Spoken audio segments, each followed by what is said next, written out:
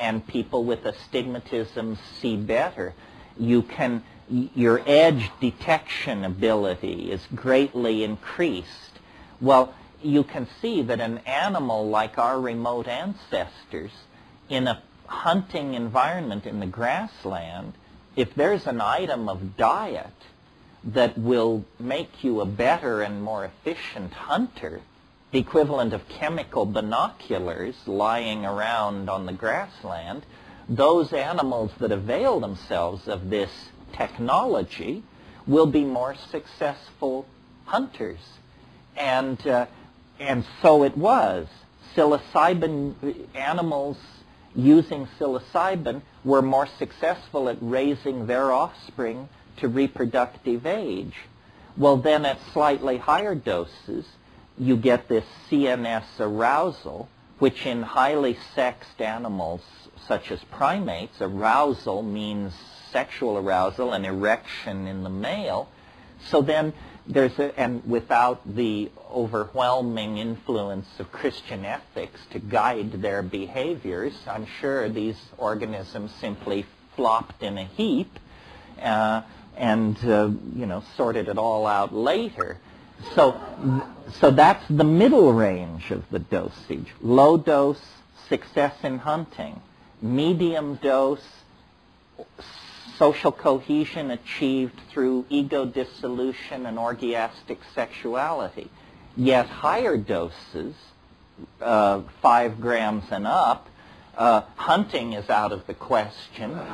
Sex is out of the question. You're just nailed to the ground by the campfire, and in the course of the evening you discover religion, philosophy, art, and all of that. So here is a unique chemical that at every dose level synergizes activity that leads to greater coherency and self-expression. The driving of the imagination. Yes, in the question back here you said we can't create what we can't conceive of. This is why what the psychedelic experience does really is it stretches the envelope of the imaginable. I mean, what can be imagined can be created. What cannot be imagined is not part of the play. So psilocybin really was a stimulant for the production of intellectual product in the form of songs, rituals, dances, body painting, abstract ideas. All of these things are what we are most unique. Well, that's how it seemed to me. It seemed to me culture is a shabby lie, or at least this culture is a shabby lie. I mean, if you work like a dog, you get 260 channels of bad television and a German automobile. What kind of perfection is that? Our secular society, religion is completely devalued, and consumer object fetishism is the only kind of worth that we collectively recognize. I'm sure you've all seen the T-shirt that says, "He," notice he, "who dies with the most toys wins."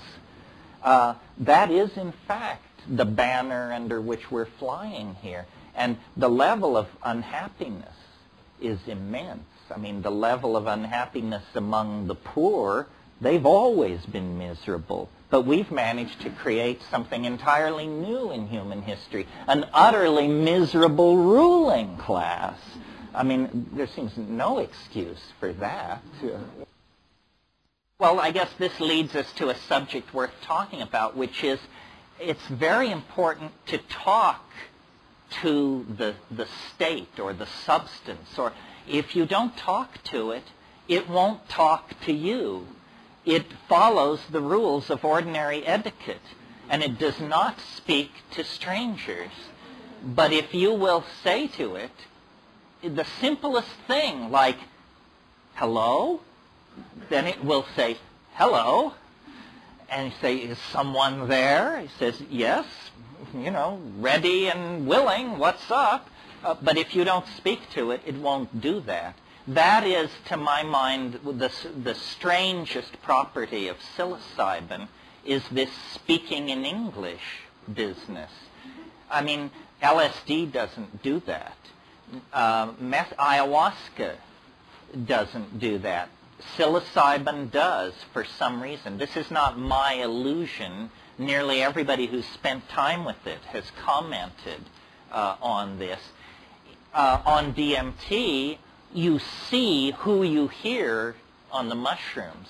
On the mushrooms, you almost never encounter something that you can see.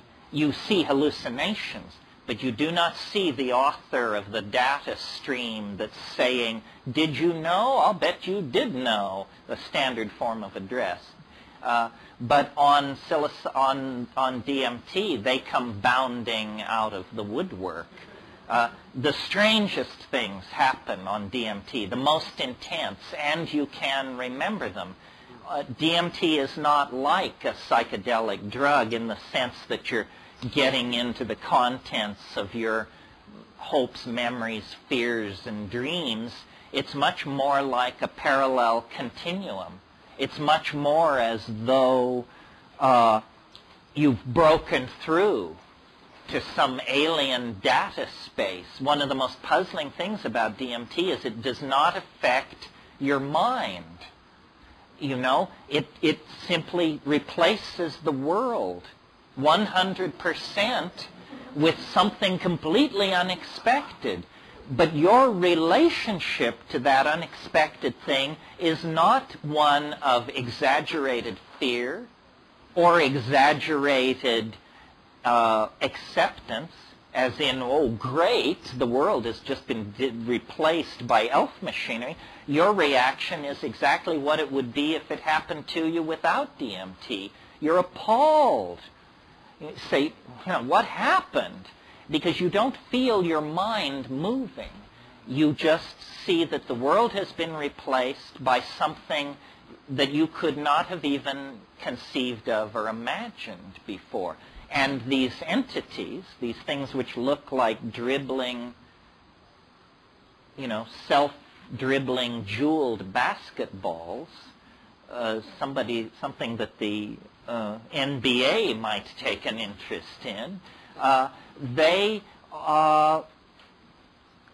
you see them, and they present themselves to you. They use language to condense visible objects out of the air. Now, I don't know why they're doing that. I mean, perhaps on one level, I assume that they're trying to teach you to do that.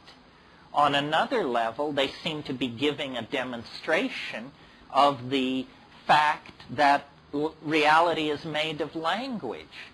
They're saying, if you don't believe reality is made of language, here, I'll make you one.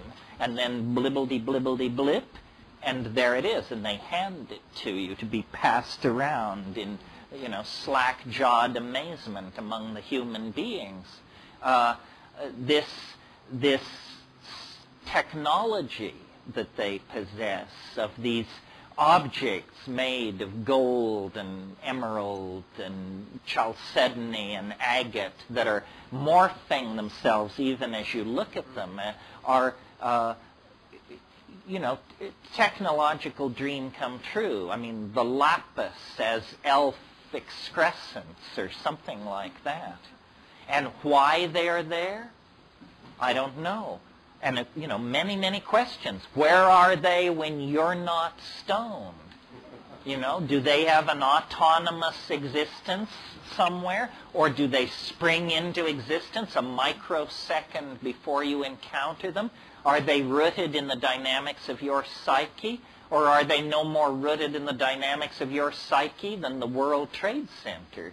It's not clear. I mean, I think I mentioned at some point, just briefly, that the archetype of DMT is the circus. These things are clowns at one level. They're clowns. I mean, when you think of the circus, it's a very complex archetype. The circus is for children. It's a delight. But then, you know, and you take a child to a circus and there are 3 rings and absurd clown antics going on. But then you lift your eyes up to the top of the tent, and there the lady in the tiny spangled costume is hanging by her teeth, working without nets. It's about Eros and death. I think my first awareness of Eros was being 3 or 4, and these women in these tiny costumes spinning around and realizing, you know, if she falls, she dies. And then away from the center ring and all this action, there are the sideshows, the goat-faced boy, the thing in the bottle, the Siamese twins, and Fuzzy Charlie. All of that is also very DMT-like. It really is the archetype of the circus. I can remember when I was a kid in this small town in Colorado, every year at the 4th of July, the carnival would come to town for a week and set up, and we anticipated it throughout the year. But as soon as the carnival came to town, then you couldn't play outside after 9 o'clock at night, because carny people are different, we were told. And, you know, their means of support, sexual proclivities, and choice of intoxicants might have run counter to this Midwestern Catholic mining town I was in.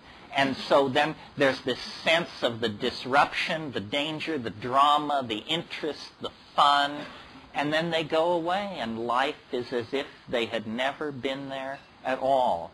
And that's what DMT is like. I mean, it's a secret of such magnitude that it's inconceivable how it has ever been kept. Because, you know, in a world where information was fairly weighted, we would spend as much time talking about DMT as we spend talking about, I don't know, the West Bank or something. And as you see, by studying our newspapers, DMT is rarely, if ever, mentioned. I mean, never would be a good rule of thumb. The Western mind is very queasy around these experiences that cast into doubt its cherished illusions about how reality is put together. And when you get to DMT, you have hit the main vein. I mean, I hold it in reserve as the ultimate convincer. I mean, that's for there are these people running around, you know, who say, oh, you people who are into drugs, give me a good branch whiskey and a little TV. I think you're deluding yourself. Say, do you? Well, have you got 5 minutes to invest in this proposition, my cheerful friend? Because if you do, have I got news for you. It also seems to me, you know, considering the fact that DMT is a naturally occurring neurotransmitter, that you return to the baseline of consciousness in 15 minutes, that it's utterly harmless. What's the matter with our critics? Why are they so phobic of it? You know, what is it? Are you tainted forever if you know the position of your enemy? Why